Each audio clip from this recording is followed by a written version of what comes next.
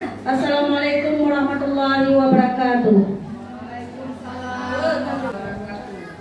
Alhamdulillah rabbil alamin wassalatu wassalamu ala sayyidina Muhammadin wa ala alihi washabihi ajmain.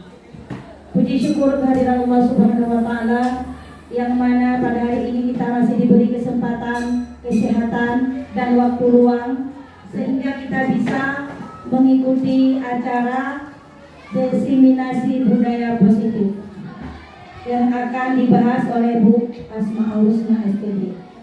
Selawat beriring salam, tak boleh bosan-bosannya di lisan kita mengucapkan Allahumma shalli ala sayyidina Muhammad wa ala ali sayyidina Muhammad. Kepangkuan Nabi besar Muhammad sallallahu alaihi wasallam yang telah membawa umat manusia dari zaman jahiliyah ke zaman yang penuh dengan ilmu pengetahuan yang seperti kita rasakan pada saat ini.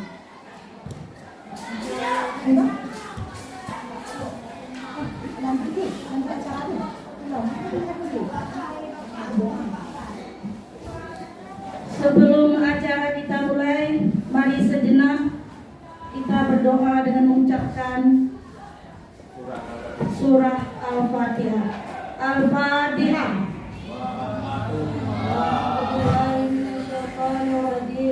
Bismillahirrahmanirrahim.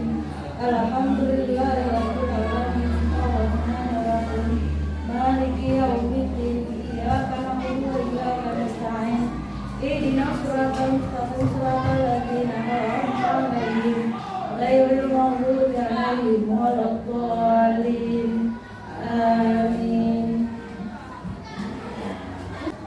Acara selanjutnya kami serahkan kepada Bu Asmaul Husna untuk membahas diseminasi budaya positif.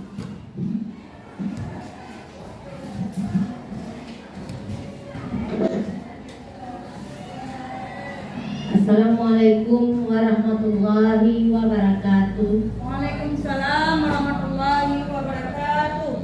Terima kasih sebesar-besarnya terutama kepada Kepala Sekolah SMP Negeri 7 Kuala yang telah bersedia hadir di acara saya yaitu diseminasi budaya positif.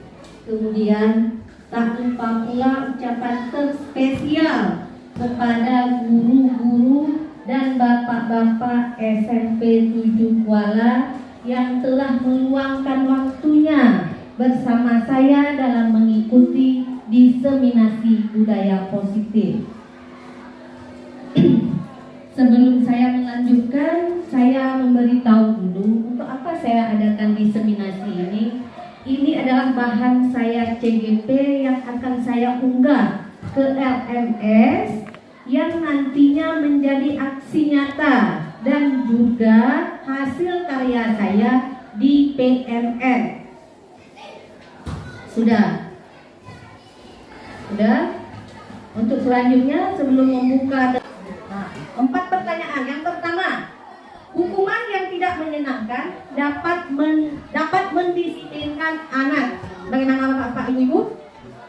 Apakah hukuman yang tidak menyenangkan dapat mendisiplinkan anak-anak? Bagaimana? Bisa? Apakah dengan hukuman yang tidak menyenangkan dapat mendisiplinkan anak-anak? Dengan memberikan hukuman maksudnya. Bisa, Bu Mami? Tidak. Kemudian jawabannya tidak nomor 1 ya. Jawaban soal untuk nomor 2. Dengan pemberian hukuman dengan hal positif yang dapat meningkatkan disiplin anak. Jadi hukuman yang positif dapat meningkatkan disiplin anak. Di kehidupan kita, saya di sekolah, di lingkungan sekolah bagaimana? Bagaimana Bu Arifin? Iya, bisa. Jadi pemberian hukuman dengan hal positif itu bisa dilaksanakan. Kemudian yang ketiga, membuat anak merasa bersalah dapat mengubah perilaku anak menjadi lebih baik. Bisa atau tidak itu? Bisa. Membuat anak merasa bersalah. Jadi bisa mengubah perilakunya ke depan. Tidak bisa. Bisa atau tidak? Merasa bersalah. Jadi dia ke depannya dia ubah perilaku karena merasa bersalah tadi. Jadi ke depannya dia nggak akan mengulang lagi dan akan menjadi yang lebih baik. Bisa. Kemudian yang keempat, memberi penghargaan dapat meningkatkan motivasi belajar anak. Betul atau tidak? Betul. Ya. Betul tidaknya nanti kita budaya positif ini. Boleh tidak kita memberi penghargaan kepada anak-anak, boleh kita memberi hukuman kepada anak-anak, itu nanti kita akan membahasnya. Sudah.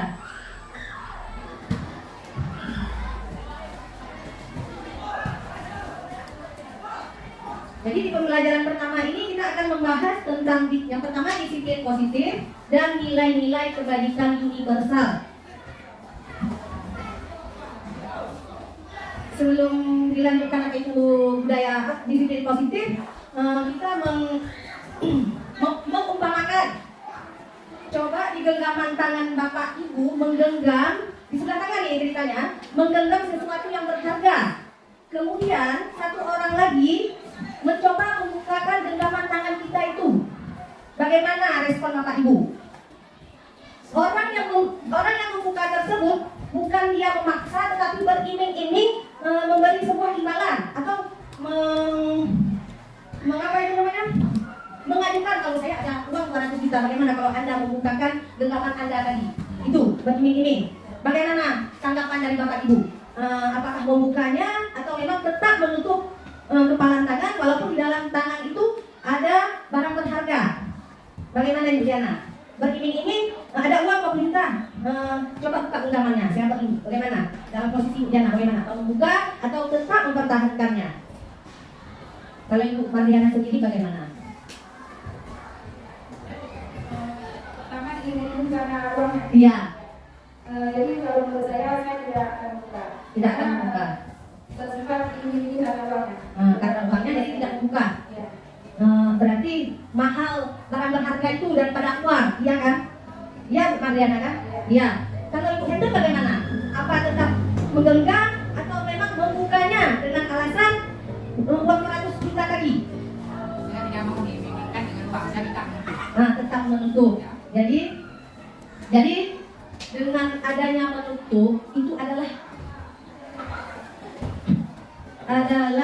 emosi, adalah kekuatan kita dari dalam, bukan kekuatan kita dari luar. Kekuatan kita dari luar adalah yang beriming-iming tadi, yang 200 juta. Sedangkan dari dalam, karena keinginan sendiri tidak membuka, karena barang berharga di kepala tangan kita, sehingga makanya kita tidak membukanya dan mempertahankannya. Sudah, kita lanjutkan. Jadi di sini, apa itu makna disiplin? Disiplin berasal dari bahasa Latin, yang katanya disiplina, yang artinya belajar. Kemudian makna asal dari kata ini berkonotasi dengan disiplin diri dari murid-murid Sokrates dan Plato. Dari hasil dari Sokrates dan Plato terbentuklah pengertian dari disiplin, yaitu sesuatu yang dilakukan seseorang pada orang lain untuk mendapatkan kepatuhan. Kecenderungan umum adalah menghubungkan kata disiplin dengan ketidaknyamanan, bukan dengan apa yang kita hargai atau pencapaian suatu tujuan mulia.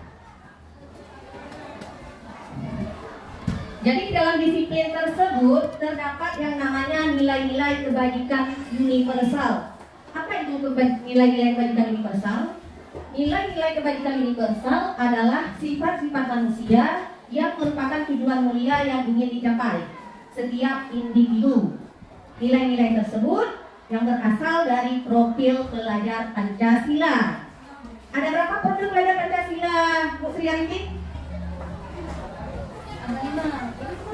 Ada 5. Apa saja mudah mawar?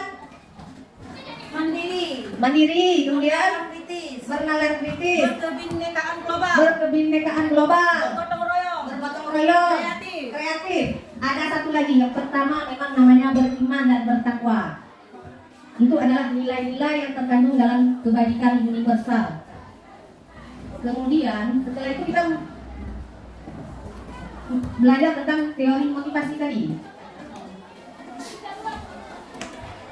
Seperti yang saya ajukan pengandaian tadi, ketika dalam genggaman itu ada barang berharga, kemudian ada seseorang yang beriming-imingkan memberi uang 200 juta, yang memberikan uang 200 juta itu adalah bukan pihak kedua, itu namanya motivasi dari eksternal, pihak dari luarnya, karena ada sesuatu yang diharapkan. Kemudian motivasi dari dalam adalah kesungguhannya kalian tidak membuka, sehingga ada dalam hati nurani yang bahwasanya saya tidak akan membuka karena di dalam genggaman itu ada barang berharga. Itu namanya motivasi internal.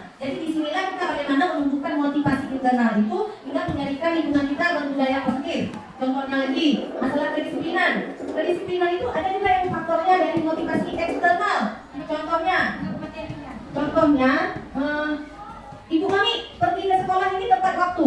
Karena kenapa?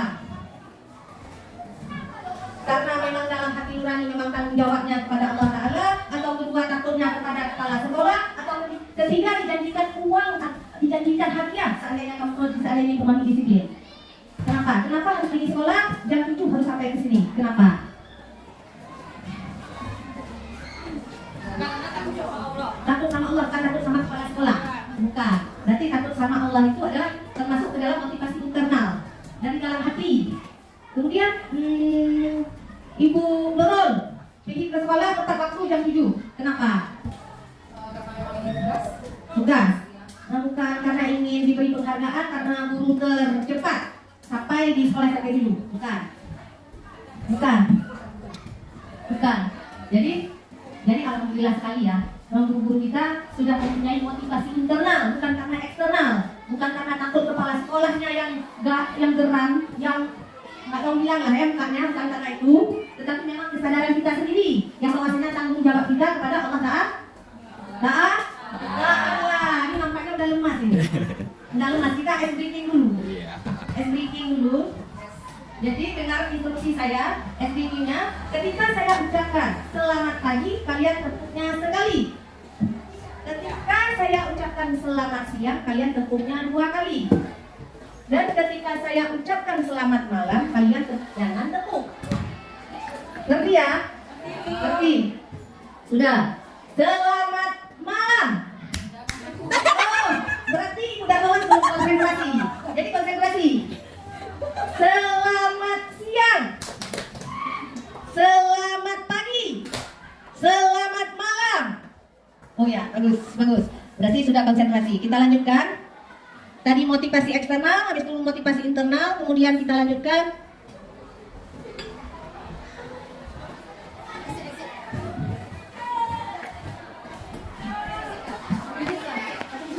Enam belas menit. Sejam tu. Oh, sejam lebih, sejam setengah. Tu tadi aku halang kena. Hello, 16 menit.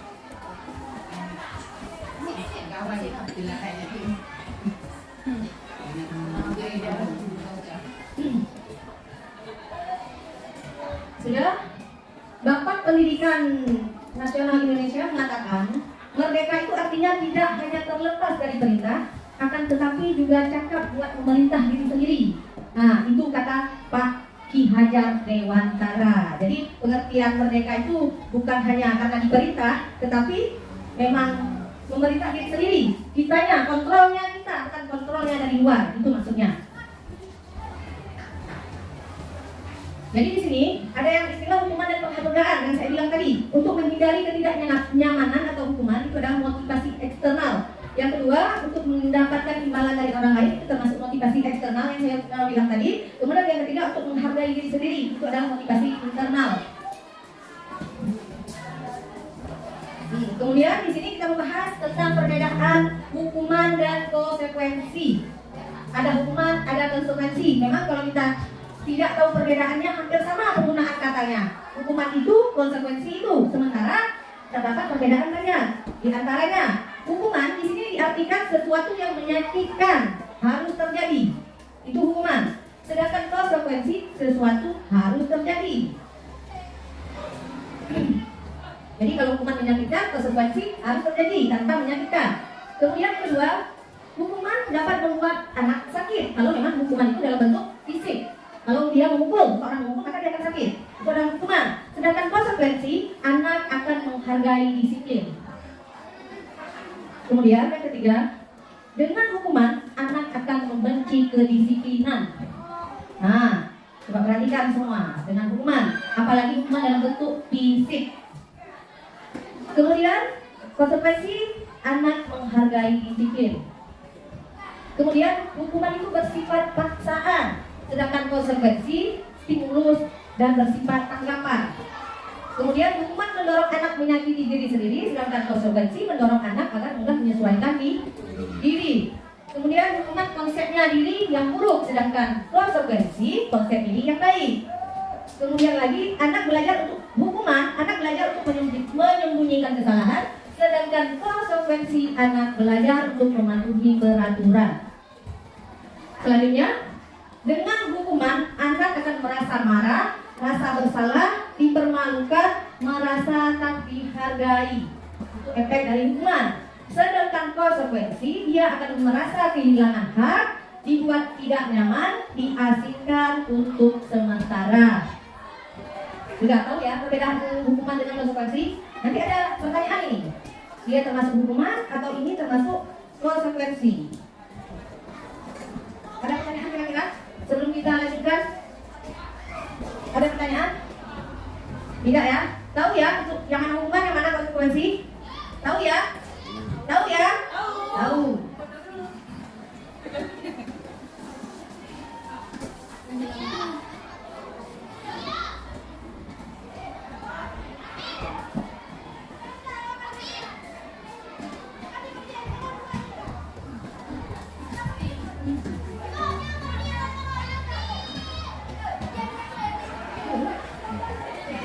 Được, tapi anak tak jelas. Ibu inan dong bu sih bu. Nah enak lagi nama. Nggak, betul. Sudah? Sekarang kita lihat tindakan guru ini. Yang mana yang namanya hukuman, yang mana konsekuensi. Soal yang pertama, mencatat 100 kali dalam buku kalimat, saya tidak akan terlambat lagi karena terlambat ke sekolah. Itu termasuk hukuman atau konsekuensi? Nah, alasannya kenapa hukuman? Karena dipaksa sampai 100 kali, itu paksaan. Ya. Yang kedua ada efek jerah ya, efek jerah, capek dia 100 kali. Kemudian yang kedua, yang pertama adalah hukuman, kemudian yang kedua, lari mengelilingi lapangan basket 2 kali karena terlambat hadir di sekolah. Hukuman atau konsekuensi? Hukuman, karena dipaksa dan efek jerah. Kemudian lagi murid diminta untuk mengerjakan PR saat jam istirahat karena belum mengerjakan PR, menggantikan tugas teman yang telah dicoret-coret. Itu salah ya, salah. Yang ketiga, soal yang ketiga, murid diminta untuk mengerjakan PR saat jam istirahat karena belum mengerjakan PR. Itu termasuk hukuman atau konsekuensi? Konsekuensi. Kenapa? Karena tidak ada efek jerahnya. Sudah. Kemudian selanjutnya, menggantikan kertas tugas teman yang telah dicoret-coret. Nah, hukuman atau konsekuensi? Konsekuensi. Kemudian lagi, membersihkan tumpahan air di meja tulis karena tersenggol pada saat belajar. Hukuman atau konsekuensi? Konsekuensi. Tanpa efek jerah, ditanyakan sampai, tidak apa-apa, cuma menggantikannya saja, itu maksudnya. Kemudian murid disuruh untuk tidak mengenakan sepatu seharian di sekolah karena tidak mengenakan sepatu hitam.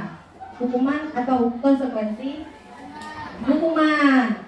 Kemudian lagi, lari mengelilingi lapangan basket 2 kali karena terlambat 10 menit untuk pelajaran PJOK. Hukuman atau konsekuensi? Tapi ini ya, lari mengelilingi lapangan. Rasanya bukan konsekuensi ya, karena efek jerah ini capek. Hukuman, hukuman ya kan? Ada efek jerah. Oh enggak, betul Mami, betul. Betul yang dibilang Bu Mami. Itu karena pelajaran PJOK, ada lari. Jadi, iya betul Bu itu. Itu adalah pemanasan. Jadi lari itu termasuk ke dalam PJOK, jadi nggak ada efek jerahnya, tetapi memang efek materi, ada materi. Jadi itu adalah konsekuensi. Jadi semua ada tahu apa pengertian hukuman, perbedaan hukuman dengan konsekuensi. Sudah, kita lanjutkan. Alhamdulillah sekali pokoknya tahu semua. Untuk kedepannya jangan ada lagi yang namanya hukuman ya.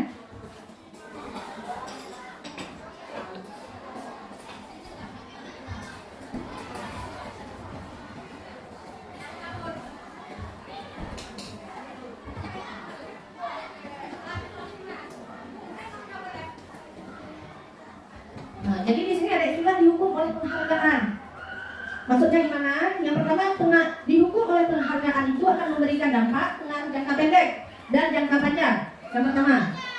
Yang kedua, penghargaan dapat bersifat menghukum. Yang ketiga, penghargaan mengurangi ketepatan. Yang keempat, penghargaan tidak efektif. Yang kelima, penghargaan merusak hubungan. Selanjutnya penghargaan menurunkan kualitas, kemudian penghargaan mematikan kreativitas, penghargaan mengurangi motivasi intrinsik. Contohnya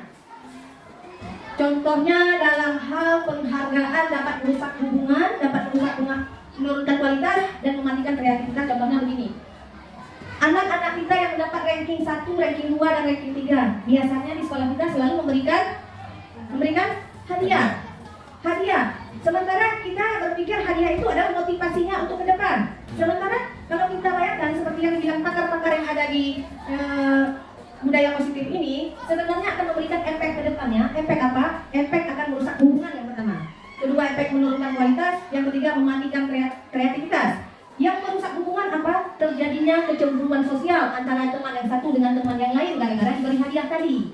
Itu dapat merusak hubungan, kecemburuan sosial. Yang kedua, menurunkan kualitas. Yang dimaksudkan menurunkan kualitas dan mematikan kreativitas karena dia anak yang pandai, yang kemarinnya dia belajar, karena dia diberi selalu penghargaan dengan sebuah buku, untuk kedepannya dia tidak akan belajar. Memang belajar, tetapi dia berpikir pasti dikasih buku.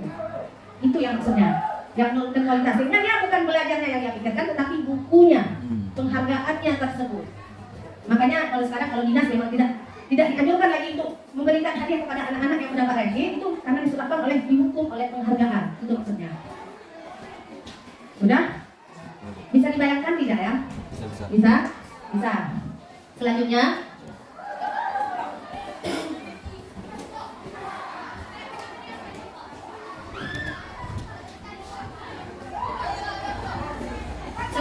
ada yang namanya restitusi. Apa itu restitusi? Restitusi adalah proses menciptakan kondisi bagi murid untuk memperbaiki kesalahan mereka sehingga mereka bisa kembali pada kelompok mereka dengan karakter yang lebih kuat. Restitusi itu bukan hukuman tetapi restitusi. Kemudian ciri-ciri restitusi. Yang pertama, bukan untuk menebus kesalahan namun untuk belajar dari kesalahan. Yang kedua, memperbaiki hubungan. Yang ketiga, tawanan bukan paksaan. Kemudian yang keempat, restitusi menuntut bukan untuk melihat ke dalam diri. Kemudian lagi restitusi mencari kebutuhan dasar yang mendasari tindakan. Kemudian lagi restitusi diri adalah cara yang paling baik. Kemudian restitusi fokus pada karakter bukan tindakan. Restitusi fokus pada solusi. Kemudian restitusi mengembalikan murid yang berbuat salah pada kelompoknya. Ini ciri-ciri restitusi. Kemudian bagaimana penerapan restitusi? Kapan dipakai restitusi? Penerapan restitusi itu digunakan ketika terjadi kesalahan yang sama dan masih mengulang lagi walaupun sudah ada teguran. Makanya diadakanlah restitusi. Restitusi itu kalau istilah kita pemanggilan, panggil atau memberi hukuman, tapi hukumannya bukan dalam bentuk efek jerah, tapi mengembalikan tanggung jawab anak dan pribadi anak. Makanya diadakan restitusi. Jadi restitusi itu sebaiknya kita adakan ketika anak itu berbuat kesalahan yang besar dan tidak ada perubahan sama sekali. Misalnya anak bolos, maksudnya kita tegur 1-2 kali, tetapi bolosnya masih juga untuk besok-besoknya. Jadi penyelesaian masalah dengan mengadakan restitusi ini dengan mengajukan beberapa pertanyaan yang nantinya anak tidak akan tertekan, tidak akan terhukum, tetapi dia akan mengembalikan tanggung jawabnya sebagai bagaimana hendaknya menjadi siswa. Itu maksudnya. Sudah, di sini kita membahas tentang keyakinan kelas. Mengapa tidak peraturan saja? Kenapa harus keyakinan kelas? Ya kan? Beda peraturan, beda keyakinan. Kalau peraturan itu dibuatnya sama guru kok tanpa persetujuan siswa, itu peraturan. Kalau keyakinan berdasarkan persetujuan guru dan murid kemudian disahkan sama-sama, itu namanya keyakinan. Jadi beda peraturan, beda keyakinan. Jadi sebelum masuk kelas, kita buat keyakinan kelas dulu sehingga ketika anak-anak berbuat kesalahan, kita bisa mengulang dan mengatakan apa keyakinan kelas yang telah dibuat. Itu maksudnya.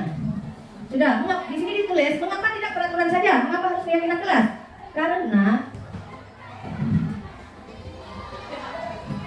Karena di sini keyakinan itu berasal dari motivasi intrinsik si anak, bukan motivasi ekstrinsik si anak. Jadi memang kesadaran dia dari dalam sehingga akhirnya dia sadar yang bahwasanya kalau dia berbuat salah akan meminta maaf dan tidak akan mengulanginya lagi. Itu adalah motivasi intrinsik.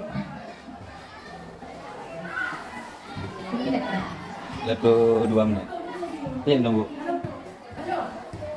Nah, sini tadi kan keyakinan kelas, dari peraturan keyakinan, setelah keyakinan kesepakatan. Karena dari keyakinan itu belum adanya kesepakatan, itu belum juga terbentuk sebuah kesepakatan kelas. Jadi harus ada kesepakatan kelas dulu yang disetujui antara kelas dulu dan melihat murid. Misalnya di sini contoh kesepakatan kelasnya, kami guru dan murid yang saling menyayangi, itu kesepakatan kelas. Berarti aturannya tidak boleh mengganggu teman, itu aturan. Kesepakatannya biasanya hilangkan kata-kata tidak sehingga bermakna positif. Berarti apa? Tidak mengganggu teman. Berarti apa? Kalimat positifnya hilangkan kata tidak atau jangan. Karena kesepakatan itu turunan dari aturan tadi menjadi kesepakatan yang maknanya positif. Seandainya tidak mengganggu teman, kesepakatannya apa? Saling menjaga atau toleransi, ya kan? Toleransi atau saling menjaga itu kesepakatan keyakinan. Jadi kalau kesepakatan kelas, kami guru dan murid yang saling menyayangi itu boleh juga. Atau kami guru dan murid saling bertoleransi dan saling menyayangi itu boleh kesepakatan kelasnya. Karena memang aturan itu adalah kata yang kamu dengan bermakna negatif, kesepakatan bermakna positif, keyakinan bermakna positif, sedangkan kesepakatan itu kesepakatan antara siswa dan tadi hasil dari keyakinan turunan dari aturan. Dengan aturan kan tadi aturan negatif, keyakinan kan penjabaran dari negatif itu dipositifkan, kemudian terbentuk kesepakatan kelas. Kemudian yang D, kami murid yang semangat belajar. Yang C, kami murid yang peduli dengan teman-teman. Berarti kalau murid yang peduli dengan teman-teman, berarti kalau aturannya pasti murid tersebut suka mengganggu ya. Kalau peraturan, kalau kesepakatan kelasnya kami murid yang peduli dengan teman-teman, berarti aturannya suka mengganggu teman atau suka usil kepada teman, ya kan? Hai. Hai. Hello. Hai.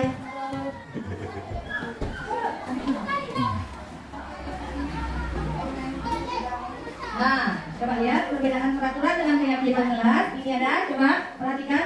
Peraturan itu misalnya selalu kembalikan buku ke tempatnya. Peraturan. Keyakinan kelas berarti tanggung jawab dan tertib. Tanggung jawab dan tertib. Kemudian yang kedua, dilarang mengganggu orang lain. Itu peraturan. Berarti keyakinan kelasnya adalah menghormati atau menyayangi. Kemudian yang ketiga, hadir di sekolah 15 menit sebelum pembelajaran dimulai. Itu peraturan. Jadi kalau buat keyakinan, menghormati dan berkomitmen. Kemudian dilarang melakukan tindak kekerasan. Keyakinan kelasnya keselamatan, menghargai dan menyayangi. Kemudian dilarang memakan narkoba, berarti kesehatan dan keselamatan. Bergantian dan menunggu giliran termasuk menghormati, sabar dan menghargai. Menggunakan masker, kesehatan dan keselamatan. Jangan berlari di kelas atau koridor, termasuk ke dalam keselamatan, keamanan dan menghargai.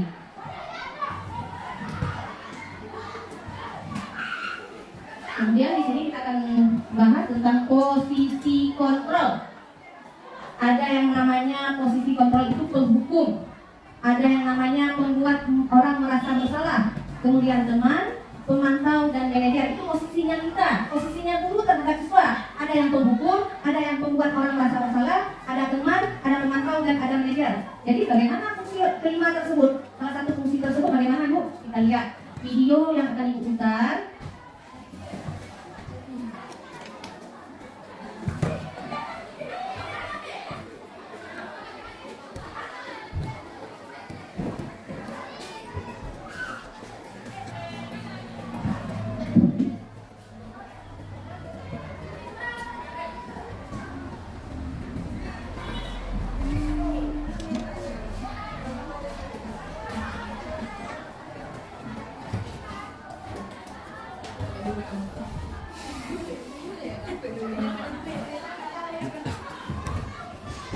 Ini.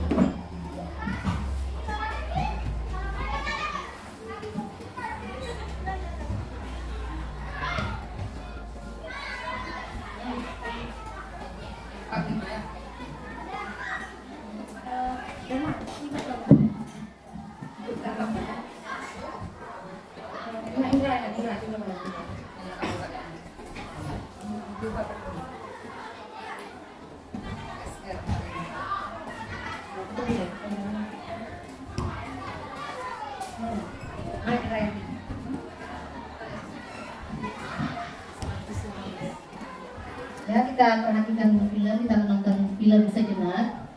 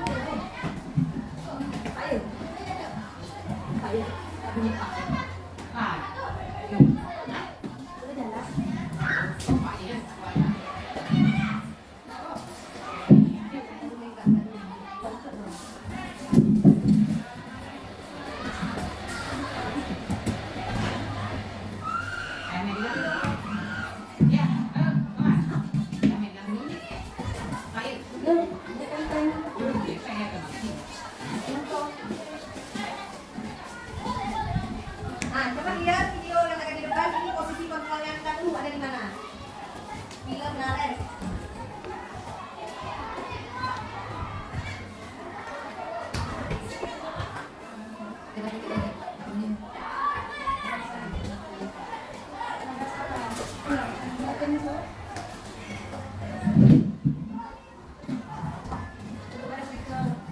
Dia cari kamar harus dibalik. Di bawah.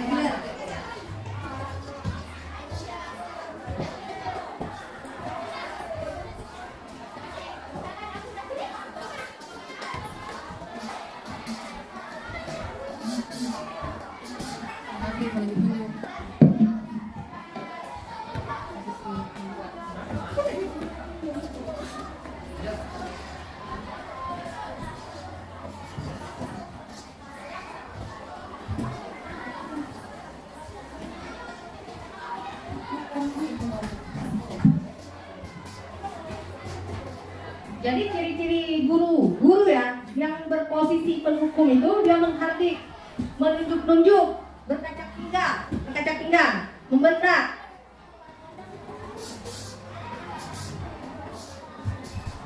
Kemudian guru tersebut yang penghukum tadi biasanya memberi hukuman verbal dalam bentuk ucapan atau dalam bentuk fisik, memukul atau menampar. Itu posisi penghukum.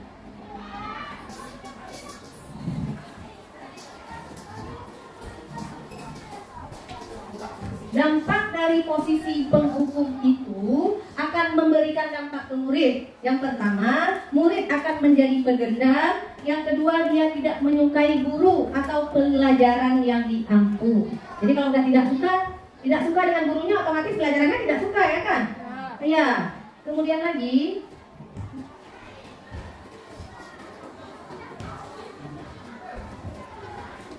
posisi pembuat rasa bersalah. Kita lihat dulu videonya bagaimana posisi guru itu pembuat rasa bersalah.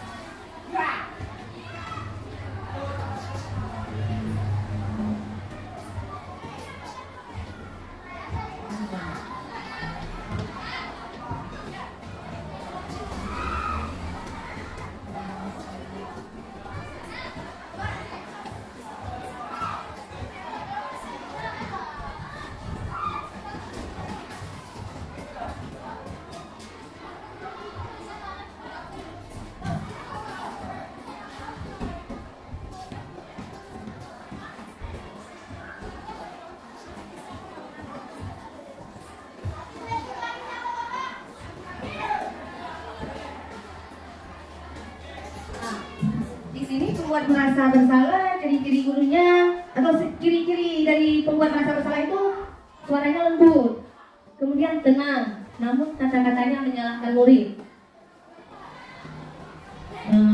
Ya seperti contoh tadi, kamu Naren tidak sayang ya sama ibu. Nanti ibu ditegur sama kepala sekolah. Berarti itu merasa bersalah, dia yang bersalah karena berbuat kesalahan. Takut ibunya itu ditegur kepala sekolah, untuk besoknya dia percaya sama ibu itu saja. Untuk guru lain dia tidak percaya lagi karena memang kamu tidak sayang ya sama ibu.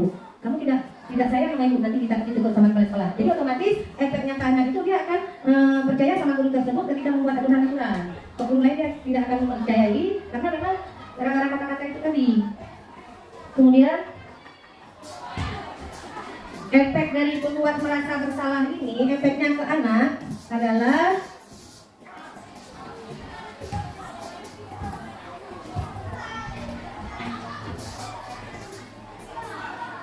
membuat murid merasa bersalah atau identitasnya gagal. Kemudian rendah diri dan menarik diri dari lingkungan. Jadi kita berkaca begini, hasilnya kita sekarang dari apa yang kita dahulu. Contohnya kalau kita dahulu ketika SMP, guru-gurunya sering memarahi kita, seperti kontrol hukum tadi. Gara-gara suka marahin kita, akhirnya kita kan merendah diri itu. Yang nantinya akan memberikan dampak kita ke depannya sebenarnya. Karena dampak dari ulah posisi kontrol ini ke depannya, bukan waktu hari itu, bukan. Seperti dampak merasa bersalah ini, membuat murid merasa bersalah yang pertama. Kemudian rendah diri. Untuk kedepannya dia semakin rendah diri juga, akan merendah diri terus sehingga dia akan menarik diri dari lingkungan. Itu maksudnya. Maksud yang saya bilang, jangan sampai kita efek posisi kontrol kita membuat merasa bersalah akan membuat situasi kita ke depannya akan merasa merendah diri, itu maksudnya. Jadi usahakan jangan sampai posisi kita ada di pembuat merasa bersalah.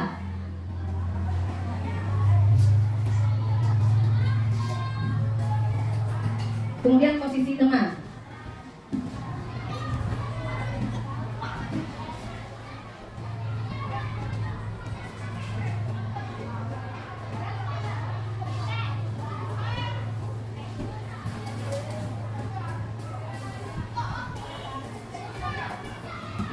Galak lagi itu, sudah lembut.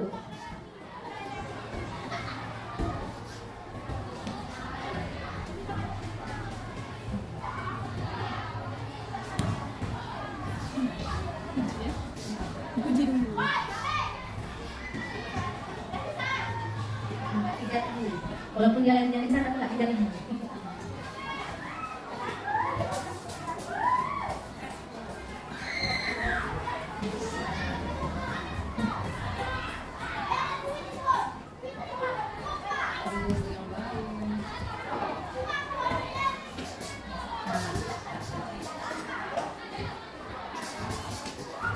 Jadi posisi teman ini bagaimana? Ciri-cirinya bagaimana? Yang pertama, suara guru akan lembut, lemah lembut. Kemudian yang kedua, cenderung bersenda gurau di hadapan siswa-siswanya dan menghangatkan suasana. Itu ciri-ciri dari posisi teman.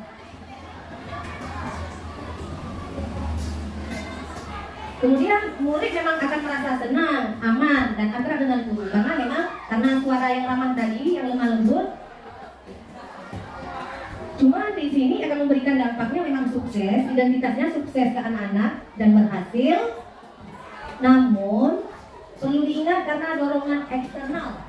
Kenapa dorongan eksternal? Karena dibilang tadi sama ibu tuh, kamu jangan lagi terlambat demi ibu.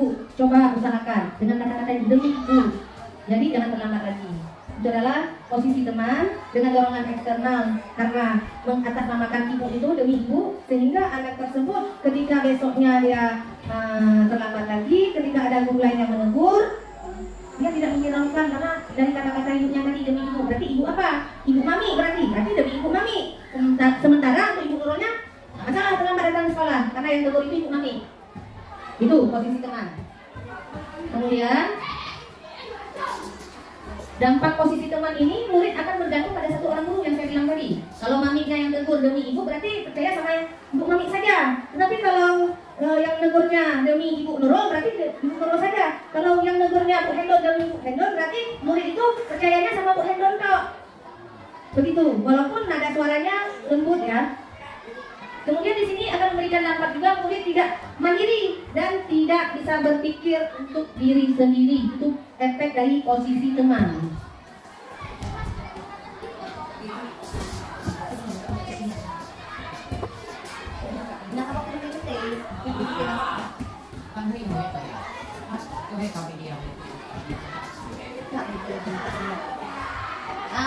Ini coba lihat posisi pemantau atau monitor.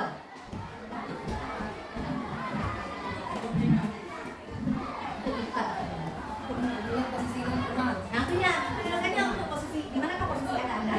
Dalam temen lo. Teman, kasih sayang yang medium. Yang ada dekat. Pemantau itu. Mantap. Posisi pemantau.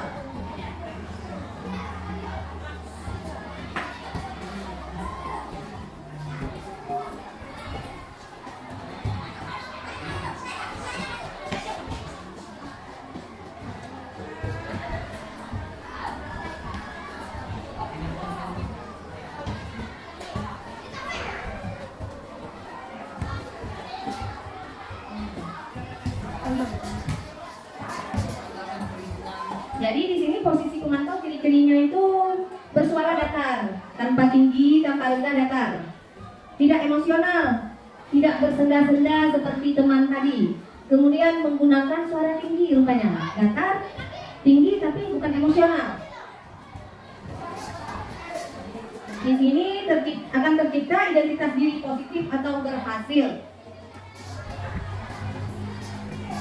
Jadi di sini posisi pemantau perlu senantiasa memantau pada saat murid diberikan sanksi. Maka guru pun harus selalu mengawasi. Jadi kalau ada siswanya 170 orang, berarti ke 170 orang itu harus dipantau guru tersebut. Kan tidak mungkin juga ya kan? Dia itu mami kan? Betul? Bu Mariana?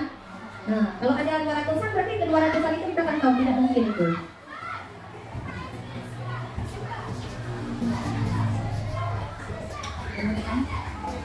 Kemudian dampaknya atau efeknya ke depan, yang pertama murid akan menghitung konsekuensi dan hadiah tanpa memahami sepenuhnya nilai kebajikan yang dituju. Kemudian yang kedua, tidak sepenuhnya mandiri. Nah, ini posisi manajer. Satu lagi, posisi manajer.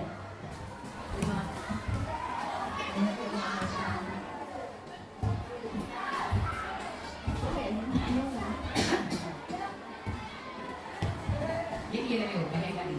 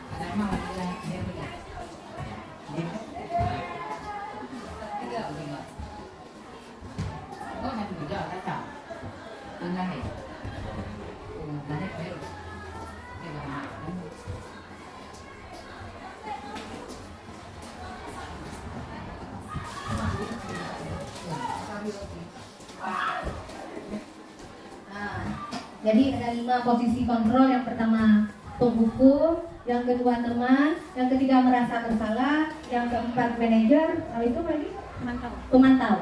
Ada 5 posisi kontrol kita yang guru. Jadi dari hasil video tadi sudah bisa kita simpulkan di mana posisi kita sebenarnya. Kayak Ibu Aribi, ada di mana posisi kontrolnya? Pemantau. Pemantau. Ibu Nurul, teman. Ibu Endor, teman. Ibu Mami, penghukum. Teman. Ibu Martiana, teman. Pak Tegama, penghukum. Bu Laila, teman. Jadi ada yang teman, ada penghukum, ada apa lagi tadi? Pemantau. Jadi itu posisinya kita. Jadi sebenarnya harus di mana posisi kita ini yang baik.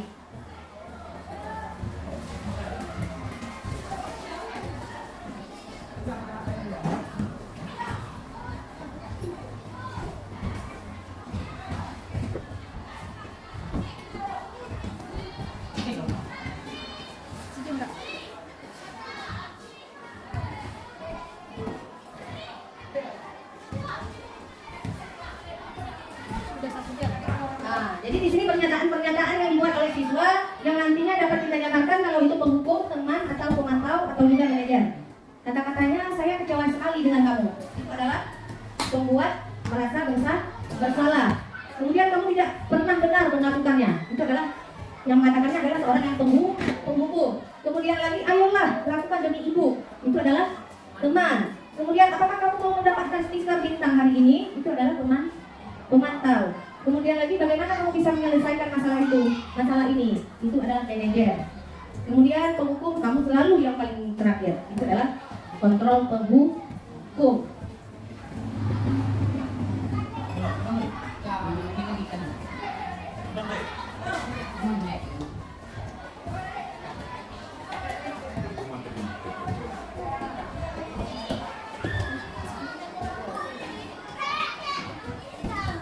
Jadi di dalam menyelesaikan permasalahan siswanya tadi yang kayak sinaren terlambat, kita membuat sebuah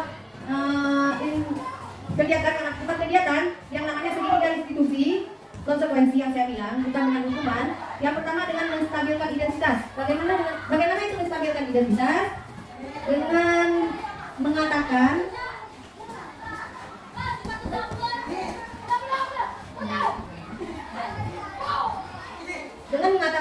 berbuat salah itu hal yang manusiawi. Nah, itu menstabilkan identitas. Kemudian tidak ada manusia yang sempurna di dunia ini. Nah, itu menstabilkan identitas. Kemudian lagi, Bapak Ibu juga pernah melakukan kesalahan. Kemudian lagi, kita pasti bisa menyelesaikan permasalahan ini. Kemudian lagi, Bapak Ibu tidak tertarik untuk mencari tahu siapa yang benar atau siapa yang salah. Tetapi di sini kita menyelesaikan permasalahannya. Itu kata-katanya yang menyatakan menstabilkan identitas. Kemudian kalau kamu menyalahkan dirimu sendiri terus-menerus, apakah kamu bersikap baik pada dirimu sendiri? Itu adalah menstabilkan identitas. Itu kalimat-kalimatnya yang akan kita utarakan ke siswa nanti ketika melakukan kesalahan. Kemudian validasi kebutuhan. Setelah kita menanyakan tadi menstabilkan identitas, kita validasi kebutuhan dulu. Kamu dengan kata-kata kamu bisa saja melakukan hal yang lebih buruk, tapi kamu tidak melakukannya, kan? Tuh, kemudian kamu pasti punya alasan mengapa melakukannya. Itu kata-katanya. Kemudian apa yang penting bagi kamu? Kemudian lagi kamu boleh tetap berusaha menjaga sikap itu, tapi tambahkan sikap yang lain yang baru. Bukan mendownkan siswa, tapi kita kasih motivasi dengan kata-kata ini. Kemudian lagi, maukah kamu belajar cara lain untuk mendapat yang kamu butuhkan tanpa harus memukul? Kemudian lagi, apakah kamu bisa melakukan dengan lebih baik besok lagi? Itu contoh kalimat validasi kebutuhan. Kemudian menanyakan keyakinan. Contoh kalimatnya, apakah nilai yang kita percaya di kelas atau di sekolah kita? Misalnya gini, apa yang sudah kita sepakati di kelas kita? Kan kita buat kesepakatan kelas tadi. Jadi tanyakan lagi, apa kesepakatan kelas yang telah kita perbuat atau yang telah kita buat? Kemudian nilai-nilai universal apa yang telah kita sepakati? Nilai apa? Nilai-nilai kebajikan tadi. Kemudian kelas yang ideal itu seperti apa sih? Kemudian lagi, kamu ingin jadi anak seperti apa? Kemudian apa yang kamu rasakan ketika kamu melakukan itu? Kamu menjadi orang seperti apa? Itu adalah menanyakan keyakinan. Jadi di dalam segitiga institusi itu bukan asal-asal bertanya, tetapi pertanyaannya berstruktur, ada menstabilkan identitas, validasi tindakan yang salah, dan menanyakan keyakinan supaya si anak-anak ini akan kembali rasa tanggung jawabnya, rasa merdekanya, dan mandiri. Itu efeknya ke depan. Jadi berdasarkan budaya positif tadi, paradigma segitiga institusi, ada pertanyaan kira-kira? Dari Bapak Ibu? Ada pertanyaan? Ada? Di posisi mana yang lebih bagus, Bu? Kontrol,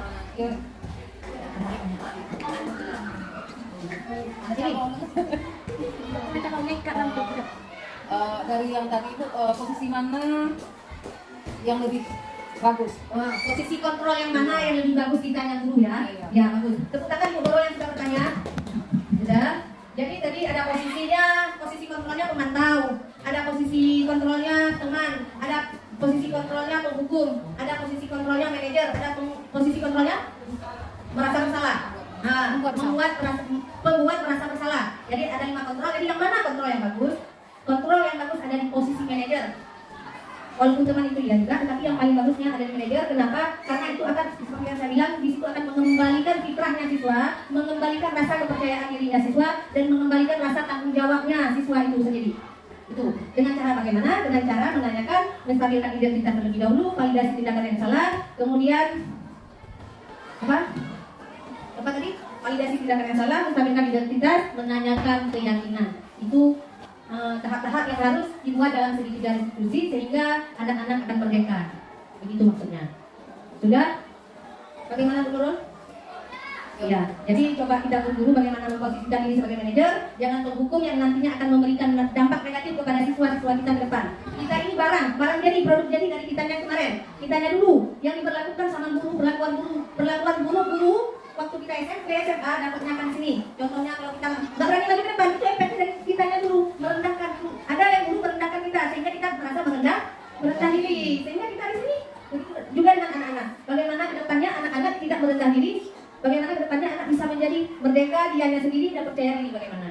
Itu jangan sampai dengan teori kontrol penghukum itu yang akan memberikan hukum seumur hidup untuk anak-anak orang. Itu maksudnya. Sudah, ada pertanyaan lain? Mariana bagaimana? Ada pertanyaan?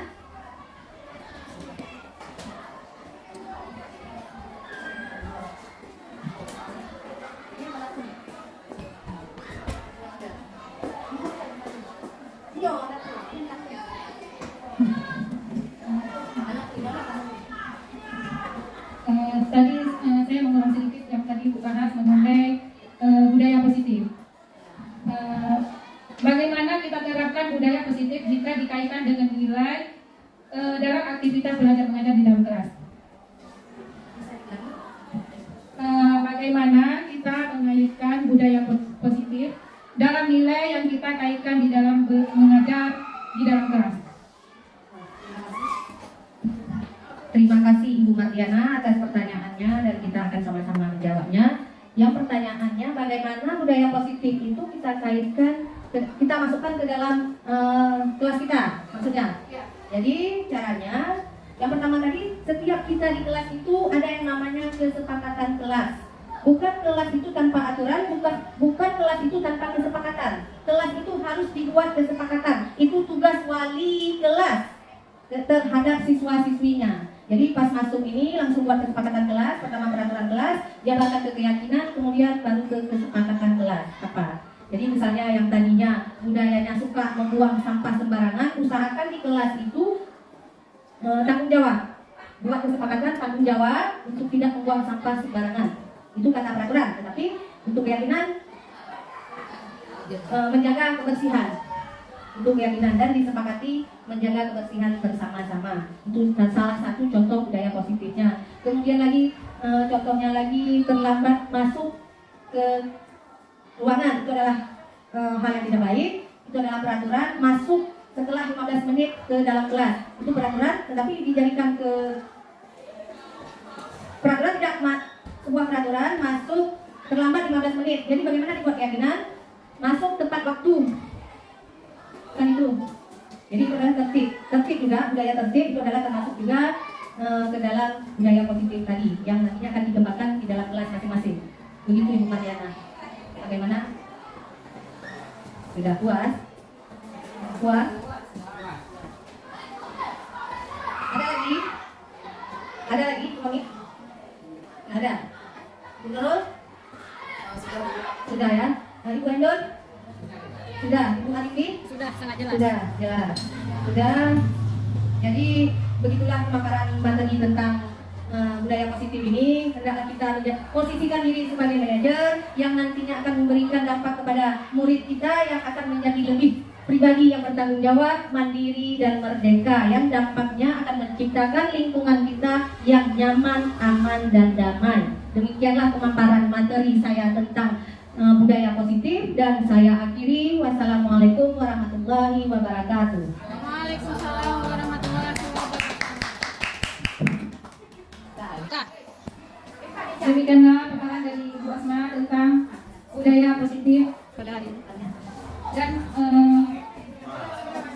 paparan budaya positif dari Ibu Asma pada hari ini, semoga kedepannya kita menjadi lebih baik lagi dalam proses belajar mengajar yang baik. Wassalamualaikum warahmatullahi wabarakatuh. Mulai. Assalamualaikum warahmatullahi wabarakatuh.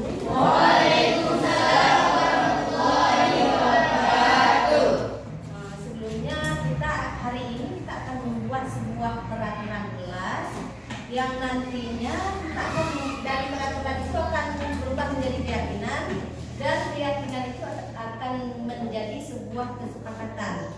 Jadi kalau dibilang kesepakatan itu ada hubungannya sepakat antara ibu dengan kaliannya, bukan ibu saja tetapi kalian juga. Itu arti kesepakatan. Jadi kalau peraturan tanpa kesepakatan dulu, yang buatnya sama-sama, baru nanti berubah menjadi kesepakatan. Jadi sekarang kita buat peraturan dulu. Peraturan itu berisi tentang kalimat-kalimat. Bagaimana peraturan seharusnya yang ada di kelas ini yang Pak misalnya. Sudah, sekarang kertas sudah ibu bagikan. Sekarang tulis terus masing-masing dan tempelkan ke depan. Apa saja peraturan yang ada di kelas ini ya, di kelas. Yang sudah siap boleh maju.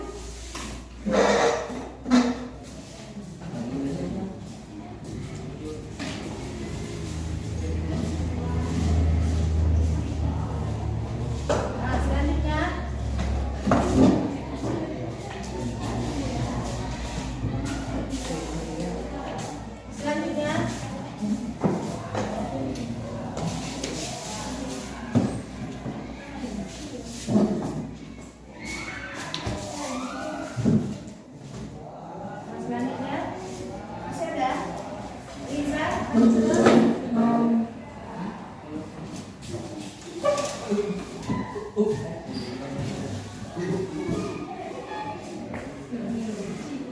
lagi?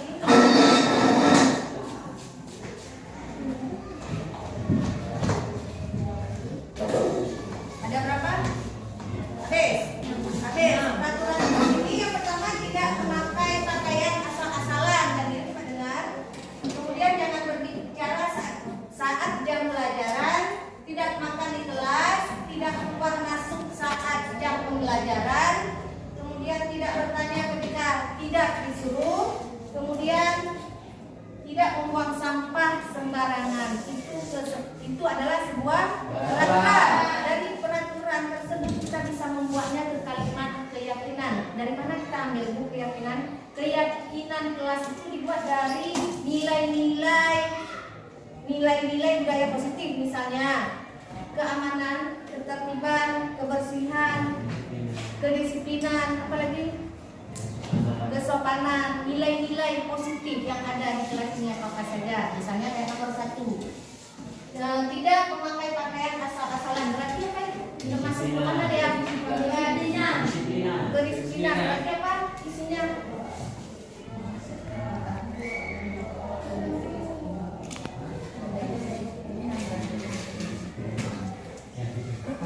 Cepat.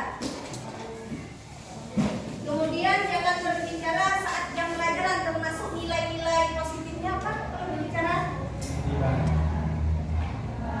berbicara apa? Menjaga toleransi antar sesama. Oke? Sudah, jadi cepat. Kemudian yang ketiga, tidak makan di kelas. Termasuk kepada nilai apa itu? Kesopanan. Tulis. Buat kalimatnya. Enggak. Kemudian lagi yang sudah maju terus. Alah, sudah enggak nyampe ini. Sudah. Maju aja. Kurang sudah siap. Sudah siap.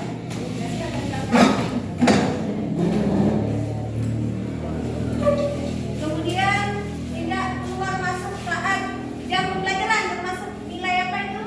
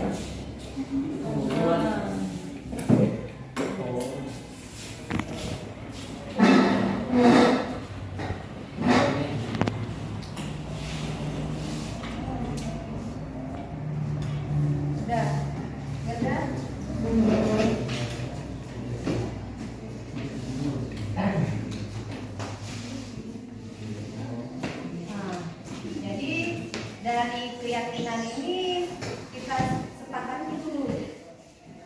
Kita sepakati boleh tidak keyakinannya seperti ini. Ibu baca. Yang pertama menjaga kedisiplinan.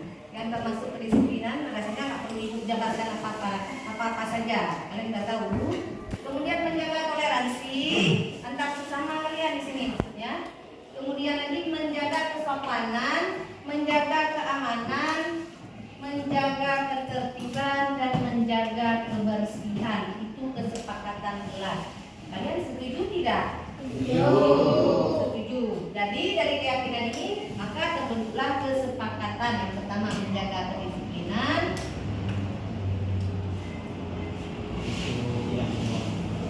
dan menjaga toleransi,